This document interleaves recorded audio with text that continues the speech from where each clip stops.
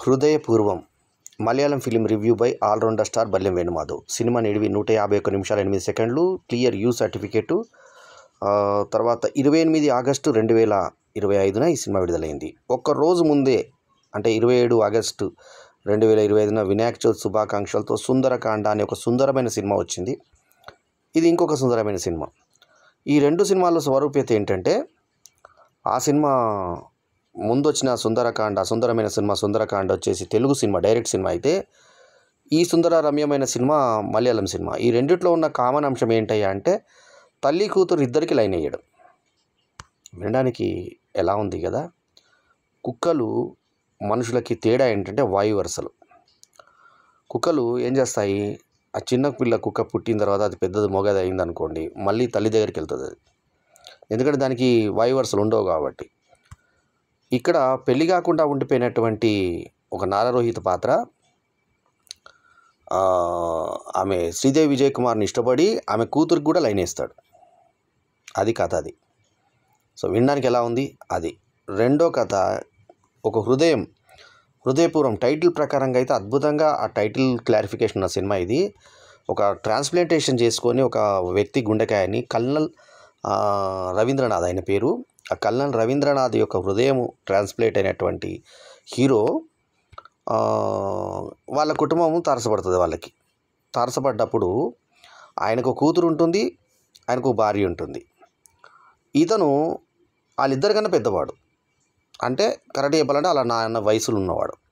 అప్పుడు ఆ కూతురు ఆ గుండెని చూడాలనుకున్నప్పుడు, ఆ హృదయాన్ని చూడాలనుకున్నప్పుడు, దగ్గరకు వచ్చినప్పుడు, తడిమినప్పుడు ఇతని ఫీలింగ్ ఏముండాలి, ఒక కూతురు భావన అతనికి కలగాలి. ఎందుకంటే వయసు ప్రకారంగా చూసినా కూడా అమ్మాయి చిన్న అమ్మాయి, టీనేజ్ అమ్మాయి, కానీ అట్లా కలగదు. రొమాంటిక్ ఫీలింగ్ కలుగుతుంది. ముద్దు పెడితే కూడా ఒక తండ్రికి ముద్దు పెట్టినట్టుగా ఫీల్ కావాలి.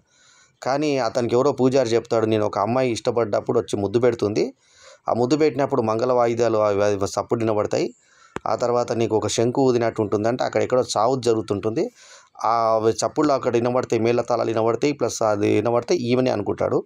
కాసేపటికి వాళ్ళ అమ్మ వచ్చి ముద్దు పెడుతుంది. ఇప్పుడు సస్పెన్స్. తర్వాత క్లైమాక్స్లో వీళ్ళిద్దరూ కాకుండా బిరుదులు ఇలా దుంకుంటూ ఇంట్రడక్షన్ హీరోయిన్ ఇస్తారు. ఇచ్చిన తర్వాత చూసేసరికి మీరా జాస్మిన్ ఆమెను ఇష్టపడి పెళ్లి చేసుకున్నాడు అన్నట్టుగా క్లైమాక్స్ ఇచ్చారు. సో బాగుంది. తల్లిది కూతుళ్ళని ఎవరు చేసుకున్నా ఒకరికొకరు బాధపడతారు కాబట్టి ఎవరు లేకుండా చేసుకున్నారు.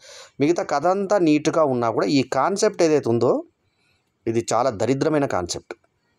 సో అది మలయాళం వాళ్ళు చేస్తే మెచ్చుకోవడం, తెలుగు వాళ్ళు చేస్తే తిట్టడం అనేది ఉండదు. కాన్సెప్ట్ ఎక్కడైనా కూడా ఎప్పుడైతే వాయు వరుసలు లేకుండా చేస్తారో ఆ కాన్సెప్ట్ దరిద్రమైన కాన్సెప్టే. సో ఇక్కడ ఒక కమెడియన్, జెన్యున్ కమెడియన్ ఉంటాడు ఈ సినిమాలో. ఆ కమెడియన్ అడుగుతాడు, తల్లా పిల్లనా అని. ఎంత అద్భుతమైన డైలాగ్ చూడండి. పైగా తల్లిని వేస్తున్నావా పిల్లని వేస్తున్నావా అని అర్థం, లేదా లైన్లో పెడతావా అని అర్థం.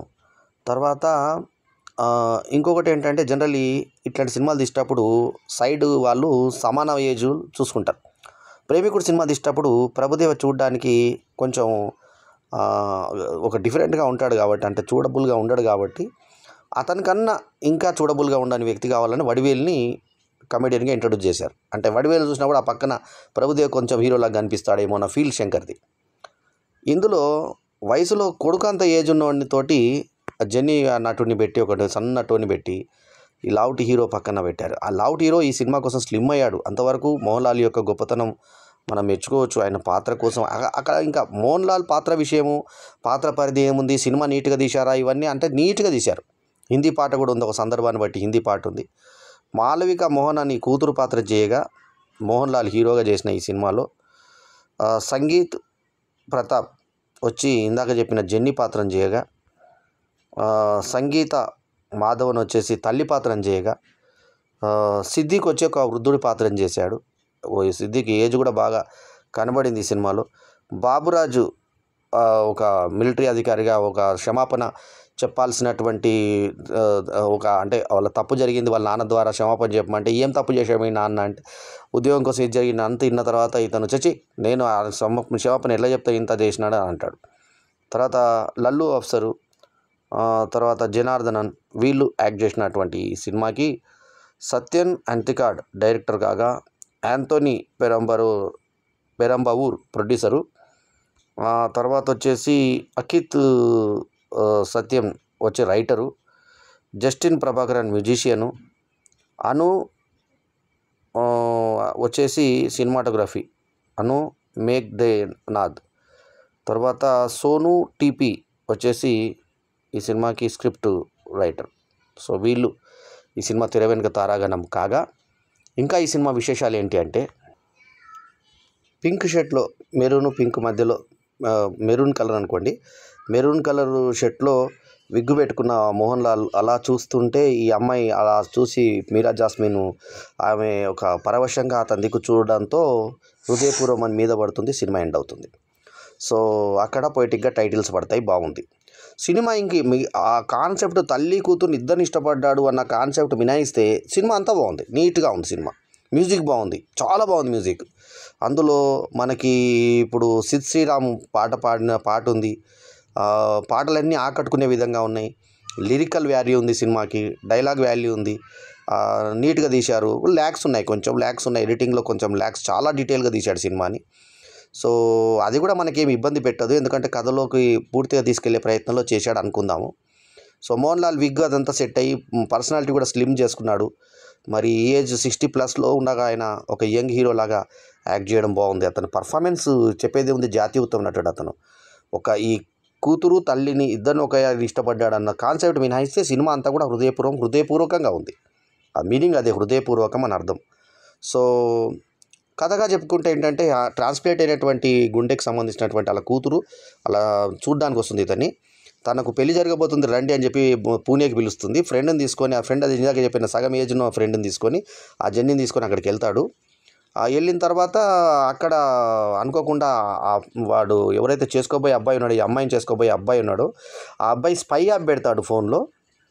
స్పై యాప్ పెట్టి ఈమెకు వచ్చే ఫోన్స్ అన్ని చెక్ చేస్తున్నాడు అనే ఉద్దేశంతో వేరే వాళ్ళ కారణం చెప్పకుండా మేము క్యాన్సిల్ చేసుకుంటాం పెళ్ళి అంటుంది. అక్కడ గొడవ చెప్పి వాళ్ళ ఫ్రెండ్ వచ్చి ఎందుకు క్యాన్సిల్ చేస్తున్నావు మా ఫ్రెండ్ని అని చెప్పి కొట్టబోతుంటే ఇతను అడ్డుకుంటాడు. ఇతను తోస్తే అతను కింద పడి ఆ హృదయానికి దెబ్బ తగులుతుంది, నడుము ఇరుగుతుంది. నడుము ఇరిగిన తర్వాత మిలిటరీ కల్నల్స్కి సంబంధించిన వీళ్ళు కాబట్టి వాళ్ళు ట్రీట్మెంట్ ఇస్తారు ఇతనికి. పోయేదాకా వీళ్ళ ఇంట్లో ఆశ్రయం తీసుకున్నప్పుడు ఆ ఆశ్రయం దగ్గర పని మనిషి దేవునిలాగా చూస్తుంది ఇతను హిందీలో మాట్లాడతా. ఆ తర్వాత ఈ భార్య ఏమో ఆయన ఎప్పుడు నాకు క్షమాపణ చెప్పలేదు, ఆయన ఎప్పుడు ఇంత ప్రేమగా మాట్లాడలేదు, ఎప్పుడు నాకు సైడ్ ఇవ్వలేదు, ఇలాంటి పదాలతోటి అతనిలో మిస్ అయిన ఆ యొక్క చనిపోయిన ఆ కల్నల్ రవీంద్రన్లో మిస్ అయినటువంటి రవి నాకు ఎప్పుడు ఇలా చెప్పలేదు అంటూ ఇతనిలో ఆ యొక్క తృప్తి పడుతూ ఉంటుంది. అంటే ఆమె కూడా ఒక ఫీలింగ్. తర్వాత కూతురు వచ్చి ఇట్లా తడుముతూ ఉంటుంది, ఫస్ట్ గుండె మీద ఆయన్ని తడుముతూ ఉంటుంది, ముద్దు పెట్టుకుంటుంది. ఆ తర్వాత భార్య కూడా చేతి మీద ముద్దు పెట్టుకుంటుంది. ఈమెకి అట్లాంటి ఫీలింగ్ ఉందని ఫస్ట్ పలకరించినప్పుడు లైట్గా తీసుకుంటుందా, అవునా మీద వచ్చిందా, మీ గుండె మీదకు మార్చిందా అని ఈమె లైట్గా తీసుకుంటుంది స్టార్టింగ్లో. కానీ ఆమె తర్వాత కొంచెం రెస్పాండ్ అవుతుంది. వీళ్ళిద్దరిలో ఎవరిని ఇష్టపడుతున్నారు అనేది అప్పటిదాకా పెళ్లి కుదరని ఇతన్ని ట్రై చేస్తుంటారు. ఈయనకి యాక్చువల్లీ ఒక చెఫ్, సొంతంగా హోటల్ ఉంటుంది, దానికి ఒక మంచి లోగో, మంచి పేరు అదంతా ఉంటాయి. సో ఎవరైతే ఇంకా ఈ అమ్మాయితో పెళ్లి క్యాన్సిల్ అయిన జితిన్ ఉన్నాడో అతను ఈమెను ఏమంటాడంటే, నువ్వు మా దగ్గర నుంచి వెళ్ళిపోతే నాకు కొన్ని కోట్ల నష్టం, నీ ఫోన్ను నేను ట్రాప్ చేసినాం కాబట్టి, స్పై యాప్ పెట్టాను కాబట్టి నాకు తెలిసింది ఏంటంటే నువ్వు సొంతంగా బిజినెస్ చేయబోతున్నావు అని చెప్పి సెకండ్ హాఫ్లో ఈమెని ముందు మంచితనంతో ఇతని ద్వారా నా ఫోన్లు బ్లాక్ చేశారు, అతని బంధువులు కానీ ఆమె బంధువులు కానీ అందరూ బ్లాక్ చేశారు, కొంచెం నన్ను ఒక్కసారి మాట్లాడని రమ్మన్నారా అంటే ఈయన మంచి ఉద్దేశంతో తీసుకెళ్తే ఈయన డమ్మీ చేసేసి ఈమె ముందు ఆ జతిన్ అనేవాడు బెదిరించే ప్రయత్నం చేసి ఆమె మీద దాడి చేయబోతే ఇతను మళ్ళీ సెకండ్ టైం ఫైట్, ఈసారి ఫైట్ సూపర్గా చేస్తాడు, కొడతాడు వాళ్ళని. కొట్టేసి మళ్ళీ ఎప్పుడైనా కొట్టాడాలనిపిస్తే నన్ను పిలువండి నేను వస్తానని చెప్పి హీరోయిజంగా చేసి వస్తాడు. ఆ సన్నివేశం మోహన్ లాల్ యాక్టింగ్ కానీ పర్ఫార్మెన్స్ కానీ సూపర్గా ఉంటాయి. వాళ్ళు కలుసుకునే ఆ ప్రాంతం అర్బన్ మిత్ డిజైన్ అని చెప్పేసి వాళ్ళ యొక్క కంపెనీ హెడ్ క్వార్టర్ లాగా చూపిస్తారు మనకి సినిమాలో. ఇక ఇతన్ని సైకాలజిస్ట్ దగ్గర తీసుకెళ్తారు, ఎందుకంటే ఇతను బాగా అయిపోయిన తర్వాత కూడా నాకేదో ఫోబియా వస్తుందని వీళ్ళతో గడపడానికి ఇంకో 2 రోజులు ఉండాలని ట్రై చేసినప్పుడు అతని దగ్గరికి వెళ్ళినప్పుడు నీ రాశి ఏంది, నక్షత్రం ఏంది, నీకు ఏ రంగు అంటే ఇష్టం అంటే ఇతను చెప్తాడు, ఇందాక చెప్పినాడు మెరూన్ చెప్తాడు. 35 నుంచి 50, 61 వరకు ఒక నంబర్ చెప్పమంటారు.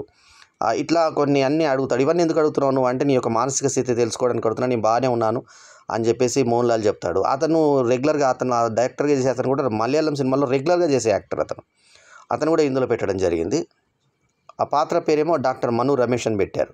ఓవర్ థింకింగ్ వల్ల నీకు ఇలా జరుగుతుందని చెప్పేసి, నీకేం లేదు అంత హ్యాపీగా ఉందని చెప్పి పంపిస్తాడు. ఇతనేమో ఇంకో 2 రోజులు ఉండాలి ఎక్కడైనా ప్రయత్నం చేస్తే, అంతకుముందు వేరే వాళ్ళు పార్టీ ఇద్దామని చెప్పేసి ఇంకొక అతను ఫ్రెండ్ ఉంటాడు, ఎవరికి మన జాకబ్ అని, చనిపోయిన రవీంద్రనాథ్ యొక్క ఫ్రెండ్. అతను 2 రోజులు ఆపుకునే ప్రయత్నం చేస్తాడు. ఆపుకున్న తర్వాత ఇంకా ఈ ఇద్దరు మీద మనసు తీరిపోయినటువంటి హీరో ఇంకా వద్దులే, ఇంకా ఎవరొద్దు వీళ్ళిద్దరు అని చెప్పేసి తను బయలుదేరిపోయి వెళ్ళిపోతాడు విమానంలో. వెళ్ళిపోయిన తర్వాత ఒక 1 year తర్వాత అంటూ చూపిస్తే, యాక్చువల్లీ బర్త్డే ఇక్కడ మాట్లాడినప్పుడు నువ్వు ఏ తారీఖు పుట్టినావంటే 28th August అని చెప్తాడు. ఆ 28th August బర్త్డే సెలబ్రేట్ చేసుకుంటారు. చేసుకున్న తర్వాత నెక్స్ట్ 28th Augustకి వీళ్ళ నుంచి గ్రీటింగ్ వస్తుంది. తల్లి కూతుర్లు ఇద్దరు పంపిస్తారు. సో హరిత అండ్ ఆమె దీపిక. హరితనేమో కూతురు పేరు, దీపికనేమో తల్లి పేరు, ఇద్దరు పంపిస్తారు గ్రీటింగ్. ఇంతలో ఇందాక చెప్పినట్టు ఎగురుతున్న జగనాలతో మన హీరోయిన్ కనబడుతుంది. ఆమె మీరా జాస్మిన్ వెనక నుంచి ముందు చూపిస్తారు, తర్వాత ముందు చూపిస్తారు, ఆమె కూడా హృదయపూర్వం వాళ్ళంటే ఈ లైఫ్ సెట్ అయింది ఆయనది అన్నట్టుగా చూపిస్తూ ఎండ్ చేస్తారు. హీరో పేరు వచ్చేసి సందీప్ బాలకృష్ణన్. సందీప్ అని చెప్పి తల్లి పిలుస్తుంది, శాండీ అని చెప్పి కూతురు పిలుస్తుంది. అంటే దీపికనేమో సందీప్ అంటుంది, హరితనేమో శాండీ అంటుంది. అది సందీప్ బాలకృష్ణన్ని అలా ఫ్రెండ్లీగా వాళ్ళు పిలుస్తారు. సో అవన్నీ కూడా ఆ పులకరింపులు అన్నీ కూడా బాగానే ఉంటాయి. మన అతనుకు ఇంకేమైనా తీరని కోరికలని ఆమె తీర్చేసి వెళ్దాం అనుకుంటున్నానంటే, ఒక మ్యాజిక్ బాక్స్లో ఉండి అతను బయటకు రావాలనుకున్నాడు. అది నేర్చుకోవాలంటే అది రిస్క్ కదా, ఫైర్ వర్క్. అది ఈ ఫైర్ వర్క్ కాకుండా ఇంకేమైనా ఉందంటే ట్రెక్కింగ్ చెప్తారు. అమ్మో ఈ ట్రెక్కింగ్ ఈ మ్యాజిక్లు కాకుండా ఇంకేమైనా ఉందా చెప్పు అని అంటాడు ఆ హీరో. సో అతనికి ఉన్న ఇంకా కోరికలు ఏంటి అనేది చెప్తారు, ఎందుకంటే ఎక్స్టెండ్ చేసుకోవడం కోసం, తన టైం అక్కడ ఎక్స్టెండ్ చేసుకోవడం. వెమది నది వాముఖి కడియావా అంటూ సాగే పాట ఆకట్టుకునే మెలడీతో ఉంటుంది పాట. ఈ పాట వినడానికి చాలా బాగుంది పాట. అట్లాగే యోగా నేర్పించేటప్పుడు టైట్ ఫిట్స్లో మోహన్ మనల్ని ఆకట్టుకుంటుంది. ఈయనకి ఆ ఫోన్ వస్తే ఈయన ఫోన్ని కూడా రిసీవ్ చేసుకుంటుంది. ఈయనకి ఒక గర్ల్ ఫ్రెండ్ టైప్ ఒక రజనీ అని ఒక ఆమె ఉంటుంది. సో ఆమె ఫోన్ వచ్చినప్పుడు ఈమె పక్క నుండి నేనే చేసుకోబోతున్నాను అంటూ చిలిపిగా చెప్తుంది. అయితే ఇక్కడ ఏంటంటే, కూతురు వయసు ఉన్న ఈమెని ఎక్కడన్నా మీ నాన్న హృదయం నా దగ్గర ఉంది కదా, నన్ను కూతురులాగా అంటున్నాను ఎక్కడ కూడా హీరో అన్నాడు. ఈమెని అదే దృష్టితో చూస్తాడు, వాళ్ళ తల్లిని అదే చూస్తాడు. తల్లి తర్వాత సెకండ్ హాఫ్లో సిగ్గులు పడుతూ ఉంటుంది. సో వీళ్ళిద్దరిని కాదనుకొని మళ్ళీ బతికించి మన మీరా జాస్మినే చేయించుకున్నారు. లేకుంటే ఇంకా దరిద్రంగా ఉండేది మనకి హృదయపూర్వము. సో ఆ రకంగా ఇవి కొంచెం అంటే ఈ వాయు వరుసలు అనేవి కొంచెం బాగా నాటుకుపోయిన వాళ్ళకి కొంత బాధ అనిపిస్తుంది. మిగతా వాళ్ళకి ఇది బాగానే అద్భుతమైన దృశ్య కావ్యంలాగా అనిపిస్తుంది. కెమెరా ప్రకారంగా కానీ లొకేషన్స్ ప్రకారం కొన్ని లొకేషన్స్ అద్భుతంగా ఉన్నాయి. టేకింగ్ కానీ, మోహన్ లాల్ యాక్టింగ్ కానీ, ఆ కూతురుగా చేసిన గీతిక, ఎవరైతే ఇప్పుడు ఈ మన హరిత పాత్ర చేసిన అమ్మాయి, దీపిక పాత్ర చేసిన అమ్మాయి, వీళ్ళందరూ కూడా బాగున్నారు, చక్కగా అమర్యారు సినిమాకి.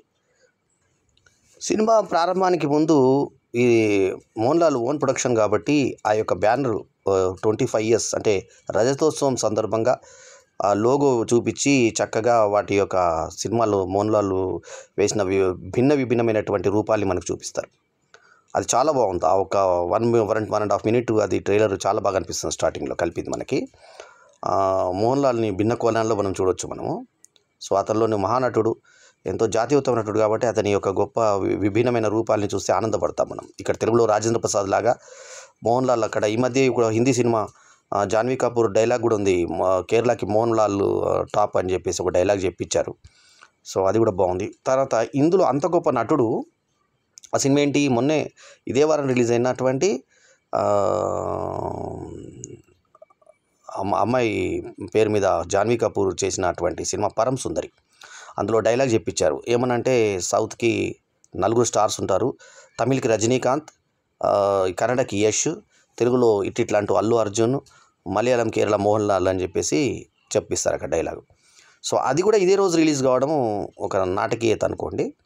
సో అట్లా కనెక్షన్ ఏంటంటే, సుందరకాండ సినిమా ఒకరోజు ముందైన సుందరకాండ, తర్వాత రోజు రిలీజ్ అయిన మా హృదయపూర్వం, రెండు కాన్సెప్ట్లు తల్లి బిడ్డని ఇష్టపడడం కాన్సెప్ట్ అయితే, అదే రోజు రిలీజ్ అయినటువంటి పరం సుందరి, మర్నాడు రిలీజ్ అయినటువంటి పరం సుందరి, అంటే అదే వారంలో రిలీజ్ అయిన పరం సుందరిలో మోహన్ లాల్ నంబర్ 1 అని చెప్పడం కూడా ఒక కాకతలీయం అని చెప్పుకోవాలి. ఇందులో ఫాఫా గురించి ఒక సంభాషణ ఉంది. ఫాఫా అంటే ఫాయిద్ ఫాజిల్. ఫాయిద్ ఫాజిల్ మోహన్ లాల్తో కంపేర్ చేస్తే ఎంత జూనియర్ నటుడు అంటే, దాదాపు 40 ఏళ్ళ సినిమా కెరీర్ ఉన్నటువంటి ఒక సూపర్ స్టార్ మోహన్ లాల్ నిన్న మొన్న వచ్చినటువంటి ఒక 10 ఇయర్స్ కూడా కాలేదు వచ్చి ఫాయిద్ ఫాజల్ అతన్ని ఆవేశం సినిమాని సూపర్ స్టార్గా ఒప్పుకొని, మాకు ఫాఫా అంటే ఇష్టం, ఫాయిద్ ఫాజిల్ అంటే అతని యాక్టింగ్ అది అంటే పుష్ప విలన్, ఫాయిద్ ఫాజిల్ అంటే ఇష్టం ఫాఫా అంటే, ఫాఫా నేనా, ఫాఫా కన్నా సీనియర్ యాక్టర్స్ ఉన్నారుగా అని అమాయకంగా మోహన్ లాల్ డైలాగ్ చెప్తాడు. చెప్పినా మాకు ఎవరు అవసరంలా, మాకు ఫాఫా చాలు అని. ఒక జూనియర్ని ఒక సీనియర్ తన సినిమాలో ఒప్పుకోవడం అంటే అది చాలా గొప్ప విషయం. సో నా సినిమాలో జనరల్ నా గురించి నేనే చెప్తాను, ఎందుకంటే బాలకృష్ణ నుంచి బల్లెం వేణుమాధవ్ దాకా గోప్యంలో డైలాగ్ ఉంది అట్లా. కానీ మనకన్నా గొప్ప నటులు ఉన్నారు అంటే ఉంటారు, కానీ మన ఈగో ఒప్పుకోదు. కానీ మోహన్ లాల్ ఈగో ఒప్పుకుంది. ఆయన ఓన్ ప్రొడక్షన్లో కూడా ఫాయిద్ ఫాజిల్ గురించి చెప్పాడంటే ఆయన యొక్క సంస్కారానికి జోహార్. ఇంటికి వచ్చిన కొత్తలో తారణ తారణ తారణ తారణ తారణ తారణ తారణ అంటూ ఒక బీజిఎం వేస్తూ ఒక మంచి పాట మలయాళంలో పెడుతూ ఆమె వీళ్ళు అంత ఆఫీస్కి వెళ్ళడము అది వెళ్ళడం అది చూపిస్తారు. చాలా బాగుంది అది కూడా, ఆ పాట కూడా. యూడంతరం డీడరుమా అనే పాటలో మనకి ఈ హీరో ఇంట్లోకి వీళ్ళ ఇంట్లోకి వచ్చినప్పుడు వాళ్ళు ఏ రకంగా ఆదరించారు, అన్నం పెట్టారు, ఏ కూర వేశారు, స్నానం నీళ్లు పెట్టారు, పని మనిషి గీట వాళ్ళందరికీ లాస్ట్కి వెళ్ళేటప్పుడు ఆ పని మనిషికి డబ్బులు ఇస్తాడు. వాళ్ళ అనుబంధం ఏ రకంగా అంటే, ఇప్పుడు ఈయన వాళ్ళ యొక్క తండ్రి గుండెను ట్రాన్స్ప్లాంట్ చేసిన వ్యక్తిని ఇంటికి ఆహ్వానించినప్పుడు ఆ భార్య ప్రతిస్పందన ఏ రకంగా ఉంటుంది, ఆ కూతురు ప్రతిస్పందన ఏ రకంగా ఉంటుంది చూపిస్తూ వాళ్ళ ఇంట్లో ఇతను తిరిగాడేటువంటి సన్నివేశములు ఏ రకంగా అనేది పాట మొత్తంలో ఒక అందమైన పాట పెట్టి ఆ పాటలో ఇవన్నీ చూపించే ప్రయత్నం చేశాడు డైరెక్టర్. పూణేలో ఎంగేజ్మెంట్ అప్పుడు పూణేలో చక్క చక్క చక్కచం చక్కచం చక్క చక్క చక్కచం ఆ చక్కచం అనే పాటని హిందీలో పెట్టాడు. అక్కడ దీన్ని బట్టి సన్నివేశ ఘాటతను అవసరాన్ని బట్టి అక్కడ హిందీ పాటనే పెట్టాడు. రంగ్ హిలాతా తేరే జైసే ఆయా దుమ్ తక తక తుమ్ దుమ్ తక తక తుమ్ దుమ్ తక తక తమ్ దుమ్ తక తక దుమ్ సంగ్ పియా కా కైసే పియాయా దుమ్ తక తక తుమ్ దుమ్ తక తక దుమ్ దుమ్ తక తక తమ్ దుమ్ తక తక దుమ్. అది సాహిత్యం కానీ ఆ పాట కంపోజింగ్ కానీ చాలా బాగుంది. సో ఇందులో ఈ అమ్మాయి ఎంగేజ్మెంట్ అయినట్టుగా చూసి, ఎంగేజ్మెంట్ అయిపోగానే సడన్గా స్టేజ్ మీదకి వెళ్ళిపోతుంది ఆ అమ్మాయి. వెళ్ళిపోయి స్పై యాప్ పెట్టాడని చెప్పకుండా కారణాలు అడగొద్దు, మేము మా ఎంగేజ్మెంట్ని క్యాన్సిల్ చేసుకుంటున్నాం, దయచేసి కారణాలు అడగొద్దు అని చెప్పేసి అంటుంది. వాళ్ళ ఫ్రెండు ఎందుకు అడగొద్దు, ఎందుకు ఆపేసావు, మా ఫ్రెండ్కి అవమానం కదా, నువ్వు ఎందుకు ఆపేసావు ఎంగేజ్మెంట్ అని గొడవ చేస్తున్నప్పుడు కొట్టడం, కింద పడడం. ఆ పేషెంట్ అయిన తర్వాత వాళ్ళు మొత్తం కోలుకునేదాకా వీళ్ళ దగ్గర ఉండడం, ఆ కల్నల్ రవీంద్రనాథ్ ఇంటి కుటుంబంతో సన్నిహిత్యం పెంచుకోవడం, ఆ తర్వాత ఇతను అక్కడ బర్త్డే జరుపుకోవడం. నెక్స్ట్ ఇయర్ తర్వాత 1 ఇయర్ తర్వాత బయటికి వెళ్ళిపోయిన తర్వాత వాళ్ళు గ్రీటింగ్ పంపి ఒక ఆరోగ్యకరమైనటువంటి ఫ్రెండ్షిప్ వాళ్ళ మధ్య ఏర్పడ్డట్టు. ఆ తర్వాత ఎవరైతే క్షమాపణ వేడారో వాళ్ళ బావమరిది, అంటే చనిపోయిన రవీంద్రనాథ్ బావమరిది ఈయనకి ఫోన్ చేసి వాళ్ళు ఇంకా టచ్లో ఉన్నట్టు చూపించడం. సో వీళ్ళేమో తల్లి కూతురు ఇద్దరు కలిసి ఒక కేక్ పంపించడం, దాంట్లో హరిత అండ్ దీపిక ఇద్దరు పేరు, తల్లి పేరు దీపిక, కూతురు పేరు హరిత, వాళ్ళు పంపించడం. ఆ తర్వాత ఇందాకే చెప్పినట్టుగా మీరా జాస్మిన్ పరిచయము, వాళ్ళిద్దరూ ఒకటయ్యారన్న చూపిస్తూ హృదయపూర్వం అనేస్తూ ఎండ్ చేస్తారు. ఇట్లా పొయిటిక్గా తీసినటువంటి ఒక అందమైన ప్రేమ కథ. కాకపోతే ఇక్కడ ఇందాకే చెప్పినట్టుగా తండ్రి ట్రాన్స్ప్లాంటేషన్ గుండెలో ఉన్నప్పుడు అతను తండ్రిగా చూసుకోవాల్సిన ఈమె ఇంకొక రకంగా ఇతను ఆలోచించడము ఒక తప్పు అయితే, మళ్ళీ అతను రియలైజ్ అవుతాడు. ఆమెతో ఒక పాట డ్యూయట్ వేసుకున్న తర్వాత నేను తప్పుగా ఆలోచిస్తున్నా అని చెప్పి రియలైజ్ అయ్యేది కూడా చూపించాడు. సుందరకాండకు దీనికి బెటర్ ఏంటంటే, సుందరకాండలో ఇంకా మా అమ్మని ఇష్టపడుతున్నావు అని అడుగుతుంది, ఇందులోనేమో కనీసం రియలైజ్ అవుతాడు ఇతను తప్పు చేస్తున్నానేమో అని. ఎందుకంటే ఇతని వయసు 60+ ఉంటుంది, ఆ అమ్మాయి వయసు వచ్చేసి 30 లోపు ఉంటుంది, 25 అట్లా ఉంటుంది ఆ అమ్మాయి. సో అతను ఏ ప్రకారంగా ఆలోచించినా కూడా అది తప్పుగా ఆలోచన కాబట్టి కూతురు తల్లిని ఎవరు కావాలని చెప్పేసి కమెడియన్ జెన్నీతో అడిగించడం కూడా దారుణాతి దారుణమైనటువంటి డైలాగులు ఇందులో ఉన్నాయి. సో ఓవరాల్గా ఏంటంటే సినిమా మాత్రం పొయిటిక్గా ఎక్కడ నీట్గా అసభ్యత లేకుండా తీయడం ఒక్కటే మనకు ఇది కాకుండా, ఈ రకమైనటువంటి సినిమాలు ఒకే వారము ఒకే తేడాతో 27కు సుందరకాండ అనే సుందరమైన సినిమా రావడం, 28కి హృదయపూర్వం అని ఇంకో సుందరమైన సినిమా రావడం, ఒకటే టాపిక్ మీద తల్లి కూతుర్ని ఇష్టపడేటువంటి టాపిక్ మీద రావడం అనేది కొంచెం గర్హనీయమైన విషయం. మనకు కొంచెం నైతికంగా ఏ రకంగా వెళ్ళిపోతున్నాయి అనే దాని మీద మనము తీసుకుంటే తప్ప, ఇంకా మిగతా మోహన్ లాల్ సొంత సినిమా అని చెప్పేసి అదేదో కళాఖండం అని చెప్పి, లేకుంటే ఏదో నీట్గా తీశారు కాబట్టి ఇది మంచి సినిమా అని అనుకోవడానికి లేదు. సో ఈ ప్రకారంగా సామాజికంగా ఒక వాయు వరుసలు ఉన్నటువంటి సమాజంలో బతుకుతున్న మనం అవేవి లేకుండా వచ్చినటువంటి ఇటువంటి సినిమాల పట్ల కొంత జాగ్రత్తగా ఉండాలి. ఎందుకంటే ఇవి సాంకేతికంగా కానీ సాంఘికంగా కానీ మనకి చెడు చేసేటువంటి రేపటి యువతకి తప్పుడు సంకేతాలు ఇచ్చేటువంటి అవకాశాలు ఉన్నటువంటి సినిమాలు. గతంలో ఆంటీ అనేటువంటి పదాన్ని కూడా ఇంకో రకంగా యాంటీగా వాడుకునేటువంటి సందర్భాలు ఉన్నాయి. అప్పుడు ఒక ఆంటీ అని ఒక పిక్చర్ కూడా వచ్చింది, జయసుధ రాఘవ లారెన్స్ల సినిమా ఆంటీ అనే సినిమా కూడా వచ్చింది. సో అట్లా ఈ ఆంటీ పదం ఏ రకంగా అయితే ఒక తుప్పు పట్టించారో ఆ పదానికి, దానికి ఈ రకంగా కూడా ఈ రకమైన చెదలు పట్టేటువంటి ఆలోచనలతో చేస్తున్న సినిమాలు సుందరకాండ కానీ లేకుంటే ఇప్పుడు ఈ హృదయపూర్వం కానీ. సరే ఈ సినిమాలో ఉన్నటువంటి విలువల గురించి, మోహన్ లాల్ పర్ఫార్మెన్స్ గురించి, వాటి గురించి మాత్రం మనము విస్మరించలేము. చాలా నీట్గా తీశారు ఈ సినిమాని. ఆయన క్లియర్ యూ సర్టిఫికేట్ వచ్చింది. తమాషా ఏంటంటే ఆ సుందరకాండ రమ్యమైన సినిమాకు కూడా యూ సర్టిఫికేట్ రావడం ఇంకొక తమాషా. సో మొత్తానికి ఏంటంటే ఈ సినిమాకి నేను ఇస్తున్నటువంటి rating 3.5/5 is my review rating. Hridayapoorvam straight from the heart అని చెప్పి స్టార్టింగ్లో ఇచ్చారు. అట్లాగే ఈయన నడిపించేటువంటి దాని పేరు కూడా చక్కగా ఒక మంచి హోటల్ పేరు పెట్టారు.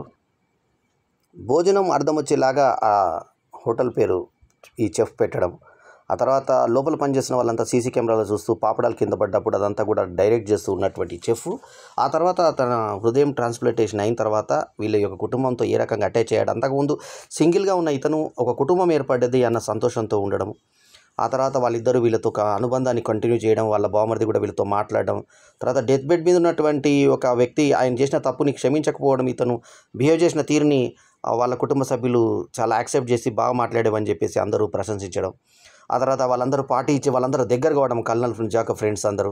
అతను తిట్టాలనుకున్నది రవీంద్రనాథ్ తిట్టాలనుకుంది, ఈ హృదయం ఉంది కాబట్టి నేను తిడుతున్నానని చెప్పి అనడం బాగుంటాయి. సన్నివేశాలన్నీ కూడా కొత్త రకంగా ఒక మంచి కంటెంట్ తీసుకొని డిఫరెంట్గా చేసినటువంటి ప్రజెంటేషన్ బాగుంది. So 3.5/5 is my review rating. Mohan Lal నిర్మాతగా, అంటే వాళ్ళ యొక్క ఓన్ ప్రొడక్షన్ నుంచి వచ్చినటువంటి సినిమా ఇది. సో మొత్తానికి ఏంటంటే ఒక అభిరుచి గల నిర్మాతగా మోహన్ లాల్ చేసిన ఈ ప్రయత్నాన్ని మనము బాగుందని అనుకోవాలి మనము. So 3.5/5 is my review rating. ఈ రివ్యూ కనుక మీకు నచ్చితే లైక్ చేయండి, కమెంట్ చేయండి, షేర్ చేయండి. మా ఛానల్కు తప్పకుండా సబ్స్క్రైబ్ చేయండి. ఎల్లప్పుడూ మీ ఆదరాభిమానాలను ఆశించి హృదయపూర్వకమైన శుభాకాంక్షలతో మీ బల్లెం వేణుమాధవ్. నమస్తే, జై హింద్.